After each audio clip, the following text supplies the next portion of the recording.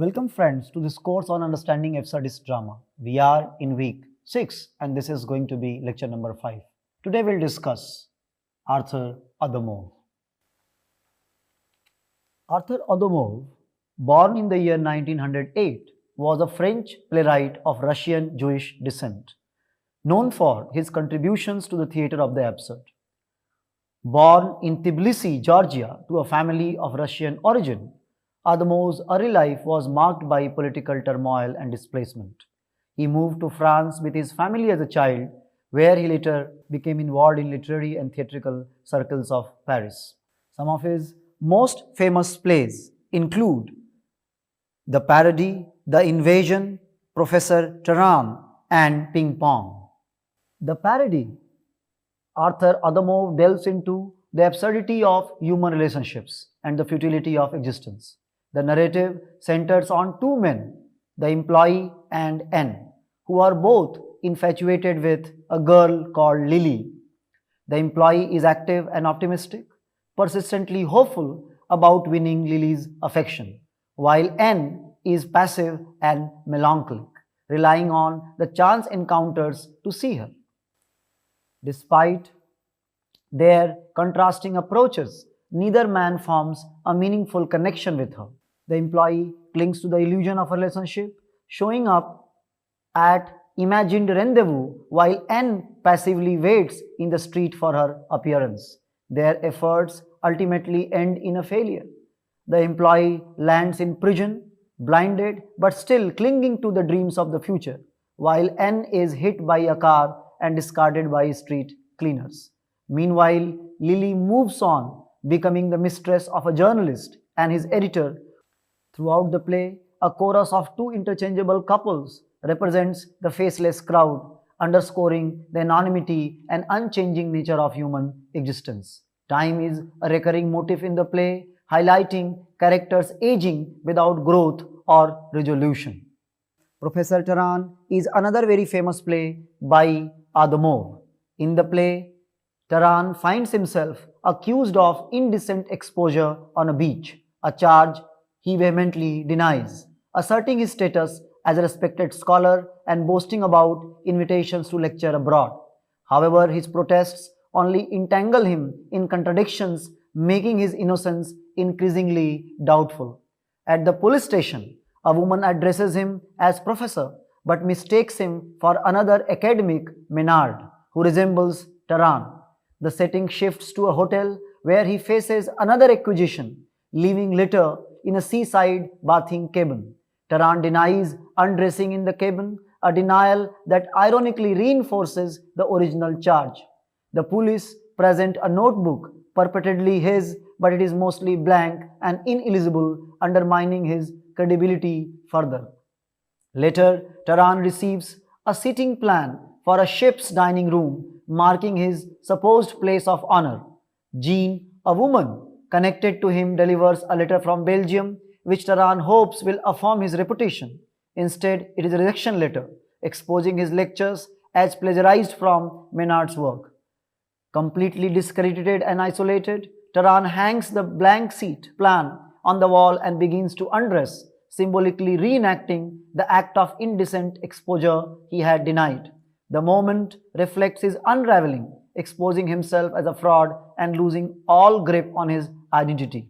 The play vividly portrays the existential nightmare of a man desperately trying to validate his sense of self, only to be revealed as a hollow figure bereft of truth or proof of existence. The Ping Pong was the breakthrough play for Arthur Adamov. It chronicles the lives of Victor and Arthur, two men whose initial fascination with a pinball machine at Durante's cafe evolves into an all-consuming obsession. Initially drawn to the machine as a business prospect, a technical marvel, even an artistic creation, they propose improvements, eventually infiltrate the headquarters of the consortium controlling its production. Over time, the machine takes over their lives, dictating their ambitions, emotions, and relationships. Their personal lives become entangled with the machine. From their shared attraction to a girl working at the consortium to their arguments about her and the machine.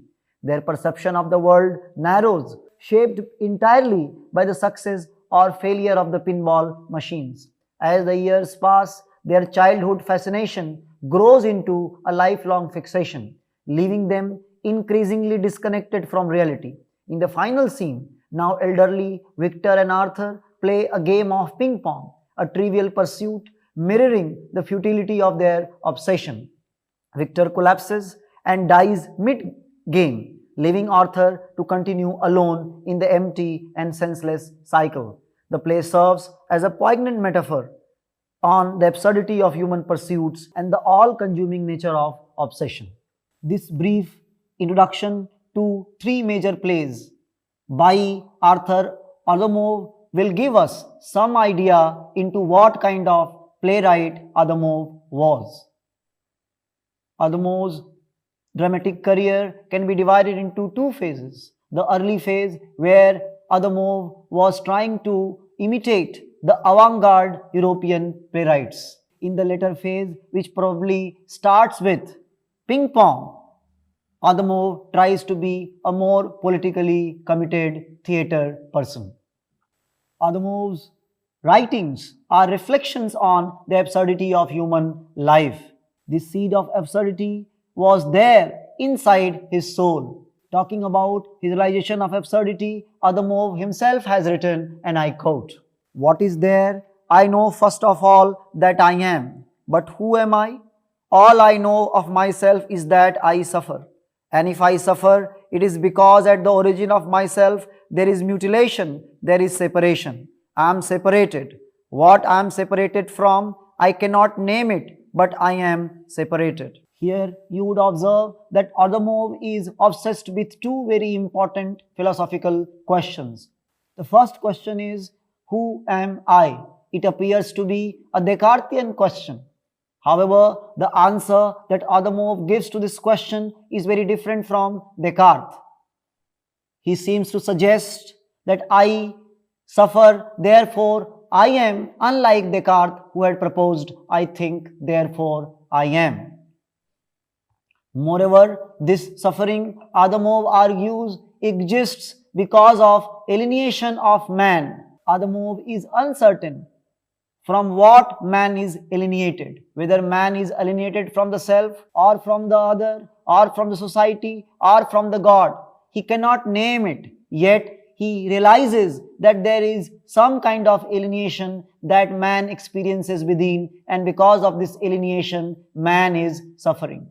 Almost all his major characters suffer from this sense of alienation, which is existential in nature. Adamov suggests that it's very difficult to define the nature of human existence on this earth. It is marked by incomprehensibility, as it was similarly suggested by Ionesco. Talking about this incomprehensibility of existence, Adamov writes, and I quote, "Everything happens as though I were only one of the particular existences of some great incomprehensible and central being. Sometimes this great totality of life appears to me so dramatically beautiful that it plunges me into ecstasy. But more often it seems like a monstrous beast that penetrates and surpasses me, and which is everywhere, within me and outside me. And terror grips and envelops me more powerfully from moment to moment. My only way out is to write, to make others aware of it, so as not to have feel all of it alone, to get rid of, however small, a portion of it." Adamov suggests that this totality of life is more like a monstrous beast, although it has moments of beauty and happiness as well. Because of this monstrous bestiality of life, Adamov says he suffers. And because he suffers, he wants to share his suffering with other human beings. And that's why his plays also have pathological quality. His plays are often confessions. As Adamov somewhere has suggested, that the character of the professor in the play, the professor, is based on his own personal experiences as an alienated, suffering man. However, the question we need to ask, why is Adamov suffering? And why are other human beings suffering according to Adamov? For Adamov, the most important reason of human suffering is religious crisis. Adamov writes, the crisis of our time is essentially a religious crisis. It is a matter of life and death. Yet, the concept of God is dead. We are on the threshold of an era of impersonal aspects of the absolute, and hence the revival of creeds like Taoism and Buddhism. This is the tragic impasse in which modern man finds himself. From whatever point he starts, whatever path he follows, modern man comes to the same conclusion. Behind its visible appearances, life hides a meaning that is eternally inaccessible to penetration by the spirit that seeks for its discovery, caught in the dilemma of being aware that it is impossible to find it and yet also impossible to renounce the hopeless quest. Like Nietzsche, Adamov also pronounces the death of God. This death of God or the absence of God has led to a spiritual crisis. There is nothing to which mankind may hold, and therefore, cut off from all kinds of religious roots, transcendental roots, man is suffering, man is lost, as Ionesco has suggested somewhere else. And of course, this disconnection of mankind from the God is an outcome of modernity.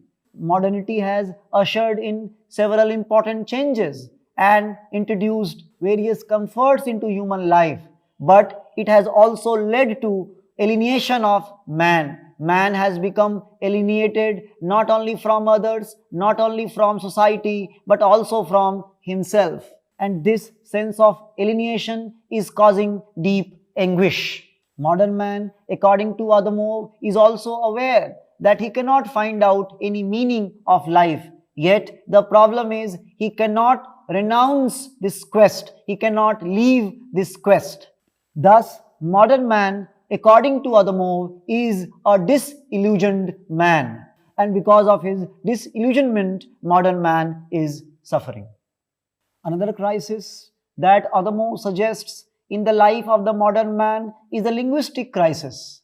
Modern man has come to realize that words are meaningless. They are not there to reveal the true meaning or the true authentic human self. Rather, they are masks. They cover the naked reality. Adamov talks about the emptiness of human language and writes, perhaps the sad and empty language that today's flabby humanity pours forth will, in all its horror, in all its boundless absurdity, re-echo in the heart of a solitary man who is awake, and then perhaps that man, suddenly realizing that he does not understand, will begin to understand. So, Adamov shares his belief in the incapacity of language to communicate human emotions with writers like Beckett, Ionesco, Pinter, Edward Albee, and so on. For Adamov as well, words are meaningless. Yet, words are all that a writer has, and therefore Adamov has to rely on the words to express the inner anxieties of suffering man. Adamov was deeply influenced by Strindberg. We have already discussed the expressionist and surrealist theater of Strindberg in our introductory week. Here we'll examine how deeply Adamov was influenced by Strindberg. Talking about the influence of Strindberg on the writings of Adamov, Martin Esslin, in his very famous work, Theatre of the Absurd, writes, and I quote, "It was towards the end of the Second World War that Adamov began to write for the theatre. He was reading Strindberg at that time, and under the influence of Strindberg's plays, notably a dream play, he began to discover the stuff of drama all around him, in the most ordinary everyday happenings, particularly street scenes. What struck me above all were the lines of passers-by," writes Adamov, "their loneliness in the crowd, the terrifying diversity of their utterance, of which I would please myself by hearing only snatches, that linked with other snatches of conversation, seemed to grow into a composite entity, the very fragmentariness of which became a guarantee of its symbolic truth. One day he witnessed a scene that confronted him in a sudden flash with dramatic reality he had wanted to express. A blind beggar passed by two pretty girls singing a refrain from some popular song. I had closed my eyes. It was wonderful.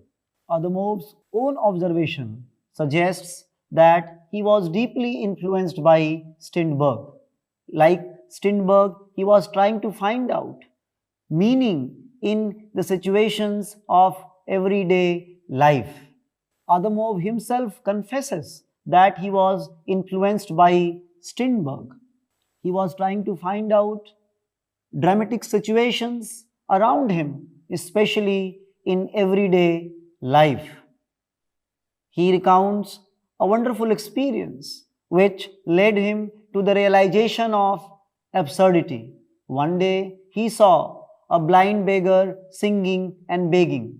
Two beautiful girls passed by. They did not even notice the blind beggar. This indifference of the two beautiful girls passing by the beggar and not noticing him communicated to Adamov that world is similarly indifferent. It is not bothered how you live and whether you are suffering or not. Plays of Adamov are concerned with the loneliness of the man in crowd. Whether we have characters from the play, the parody, or from the professor or ping pong, they all exemplify this essential loneliness of man in the midst of the crowd. Because Adamov was influenced by Strindberg, his plays also focus on the inner neurosis of man. Adamov writes, the only thing to know is how to use your neurosis. He further says, anything that does not connect man to his own phantoms, but also and moreover to other men, and thus to their phantoms in a specific era, one that is not itself phantasmagoric, has neither philosophical nor artistic interest. Adamov, in his plays, represented characters trapped in psychological turmoil. In plays like Ping Pong, Adamov's characters experience profound inner disintegration, often haunted by an inability to find meaning or escape their cyclical existences. And of course, this suggests the influence of Strindberg. Strindberg was a pioneer of Expressionism, using fragmented, symbolic, and surrealistic elements in his later plays such as A Dream Play and The Ghost Sonata. These plays blurred the line between reality and dream, incorporating surreal symbols and a fragmented structure to reflect the chaos and confusion of human experience. Since Adamov was influenced by Strindberg, he also uses surrealist images and symbols in his plays to communicate the inner pathologies of man. His theatre, in other words, becomes a theatre of neurosis, which focuses on inner anxieties, angst, fantasies, guilts, regrets, memories, and other internal elements of a man's life. You can recall here the obsession of the two characters in the play Ping Pong, who are obsessed with a pinball machine, which is nothing more than a childish obsession. The theatre of neurosis here refers to psychological struggles, mental distress, and neurotic behaviors of characters represented on the stage by Arthur Adamov. The focus is on the psychological struggles within characters, particularly involving anxiety, fear, and obsessive or irrational thoughts. Characters of his plays often experience a breakdown of their identity or a loss of sense of self, which is a hallmark of neurotic behavior, like it happens in the play The Professor, where professor at the end of the play starts becoming naked, reenacting the indecency of which he has been accused in the opening scene of the play. Many a times, the characters in the plays of Adamov act in ways that defy rationality, like we cannot know why has Professor started undressing himself. Is not his undressing driven by his neurotic tendencies? Thus, Adamov very powerfully captures the inner anxieties of man. He represents the subconscious and unconscious of man in such a manner that despite being irrational and illogical, it appears to have some profound meaning and sense. However, Adamov's theatre was not merely a psychological theatre. His later plays, as I have already told you, are politically committed. Adamov in his later life was deeply influenced by Marxism and Marxist thinker. One of the most important Marxist theatrical practitioner who influenced Adamov was Bertolt Brecht and his epic theatre. Adamov's theatre drew elements from both Strindberg and Brecht. From Strindberg, he learned how to represent the unconscious and subconscious of human mind. And from Brecht, he learned how inner mind of the man has to be connected with the external world. This intermingling of Strindberg and Brechtian aesthetics can be understood through the following words. Adamov envisioned a theatre that would be both Brecht and Strindberg, meaning a theatre where mechanisms are deconstructed, as in Brecht, yet where individuals and characters continue to live individual lives, even amidst the dismantling of these mechanisms. Brecht portrays alienated characters, but removes the heaviest burden of alienation, that is, neurosis. Yet, if a man is harsh toward man, as Brecht shows, it is often through a neurosis born of societal conditions. Would it not be possible to represent this neurosis without treating it as a fatal phenomenon, but by describing its causes?